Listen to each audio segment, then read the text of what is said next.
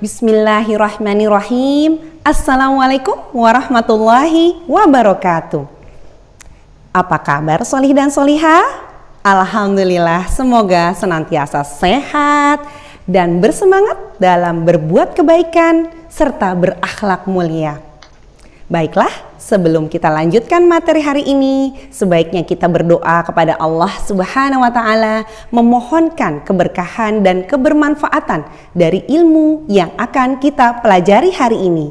Bismillahirrahmanirrahim. Rabbi zidni ilma warzuqni fahma. Ya Allah, tambahkanlah aku ilmu dan berilah kemampuan aku dalam memahaminya, serta jadikanlah aku termasuk golongan orang-orang yang solih. Amin, amin ya rabbal alamin. Solih dan solihah, dalam sebuah hadis dikatakan bahwa dari Abu Hurairah radhiyallahu an, Rasulullah sallallahu alaihi wasallam bersabda, barang siapa yang beriman kepada Allah dan hari akhir, hendaklah ia berkata yang baik atau diam. Dari hadis ini kita memaknai sebuah ucapan. Jika kita ingin membicarakan sesuatu, hendaklah dipikirkan terlebih dahulu. Apakah yang akan kita bicarakan tidak merugikan orang lain dan diri sendiri? Jika seperti itu, maka silahkan diucapkan. Tapi jika tidak ada manfaatnya dan mengakibatkan keburukan, maka sebaiknya ditahan atau jangan bicara. Semoga kita semua bisa lebih memperhatikan ucapan kita ya. Nah, pada materi kali ini kita akan mengulang tentang kalimat efektif, yaitu kalimat yang sangat dibutuhkan jika kita ingin membicarakan sesuatu dengan maksud yang jelas, singkat, dan tepat sasaran.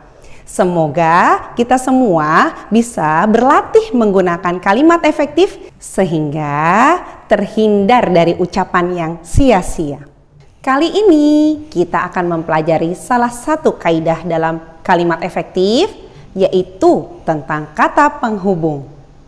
Nah, setelah mempelajari video pembelajaran ini, diharapkan kita mampu menggunakan kata penghubung dalam kalimat secara tepat. Semoga Allah memudahkan proses belajar kita kali ini. Kata penghubung atau kata sambung, atau ada juga yang menyebutnya sebagai kata konjungsi, adalah sebuah kata tugas yang berfungsi untuk menggabungkan klausa dengan klausa, kalimat dengan kalimat, atau paragraf dengan paragraf. Lalu, di manakah kita dapat menggunakannya? Biasanya, jika itu dalam bentuk klausa dengan klausa, kita akan menemukannya di tengah-tengah kalimat.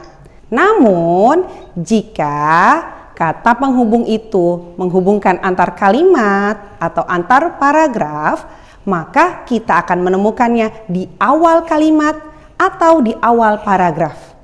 Mari kita perhatikan contoh berikut ini. Pertama, penghubung antar klausa atau sekumpulan kata. Contoh, kita harus membeli produk dalam negeri agar memajukan perekonomian bangsa. Kata hubung pada kalimat tersebut adalah agar. Agar menghubungkan antara satu klausa atau sekumpulan kata dengan klausa yang lain atau sekumpulan kata yang lain. Contoh lainnya untuk penghubung antar klausa seperti karena, dan, tetapi, atau, dan lainnya. Kedua, penghubung antar kalimat. Contohnya adalah generasi muda harus membiasakan sikap cinta tanah air dimanapun berada, baik di lingkungan rumah, sekolah, ataupun masyarakat. Dengan demikian, bangsa Indonesia benar-benar mencapai tujuan dan cita-cita yang diharapkan oleh para pahlawan bangsa. Dalam paragraf ini, kita bisa mengetahui bahwa kata hubung pada dua kalimat tersebut adalah dengan demikian. Kita bisa lihat dengan demikian menghubungkan antara kalimat pertama dengan kalimat kedua. Dan letaknya ada di awal kalimat kedua. Contoh lainnya untuk menghubung antar kalimat seperti sebenarnya, sesungguhnya, walaupun demikian, dan sebagainya. Ketiga, penghubung antar paragraf. Contoh, kecerdasan dapat diraih jika generasi muda mau belajar dengan giat dan pantang menyerah. Ini tidak mudah karena di masa kini banyak tantangan dan hambatan yang dihadapi baik berupa penyalahgunaan ilmu pengetahuan dan teknologi itu sendiri maupun sikap malas yang dapat menghambat generasi muda untuk belajar dengan baik. Oleh karena itu, generasi muda harus mampu mengatasi hambatan dan gangguan tersebut dengan cara tetap fokus belajar untuk mendapatkan manfaat yang baik dari apa yang mereka pelajari demi kemajuan bangsa. Pada dua paragraf ini, kita bisa lihat bahwa ada kata hubung oleh karena itu. Contoh lainnya untuk menghubung antar paragraf seperti berdasarkan, jadi, di samping, dan lainnya. Dan kita bisa lihat letaknya ada di awal paragraf kedua.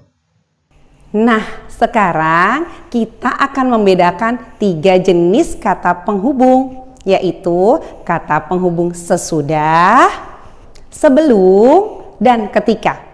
Kata penghubung sesudah digunakan apabila peristiwa kedua yang lebih diutamakan. Kita perhatikan contoh kata penghubung sesudah. Kita bisa lihat di sini bahwa ada 2 peristiwa pada kata hubung sesudah ini. Yang pertama adalah saya sarapan. Peristiwa kedua adalah saya pergi ke sekolah. Sehingga ketika kita menghubungkan dengan kata penghubung sesudah akan menjadi saya pergi ke sekolah sesudah sarapan. Kita dahulukan dulu yang peristiwa kedua. Lalu bisa juga dengan kalimat sesudah sarapan saya pergi ke sekolah. Kata penghubung sebelum digunakan apabila peristiwa pertama yang lebih diutamakan. Sekarang kita lihat contoh kata penghubung sebelum.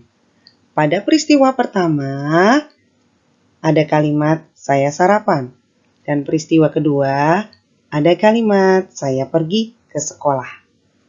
Dan ketika kita menjadikan kata penghubung sebelum pada 2 peristiwa ini akan menjadi saya sarapan sebelum pergi ke sekolah. Kita dahulukan dulu ya peristiwa pertama. Atau bisa juga menjadi sebelum pergi ke sekolah, saya sarapan. Kata penghubung ketiga digunakan apabila peristiwa pertama dan peristiwa kedua terjadi bersamaan. Kata penghubung ketiga pada peristiwa pertama ada kalimat saya sedang sarapan. Lalu peristiwa kedua ada kalimat Andi menelepon. Sehingga ketika kita menggunakan kata penghubung ketika akan menjadi saya sedang sarapan ketika Andi menelpon. Ini menandakan bahwa peristiwa pertama dan kedua terjadi bersamaan. Atau bisa juga kita menggunakan kalimat ketika Andi menelpon, saya sedang sarapan.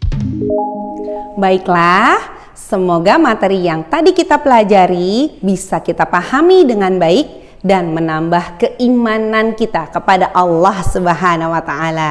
selalu bersemangat dalam belajar, dan berakhlak mulia. Kita bisa contoh Rasulullah yang sangat mulia akhlaknya serta dihormati oleh orang lain, bahkan musuh-musuhnya. Sekian materi kita kali ini, kita tutup dengan doa kafaratul majelis. Subhanakallahumma wa bihamdik, asyhadu an la ilaha illa ant, astaghfiruka wa atubu ilaik.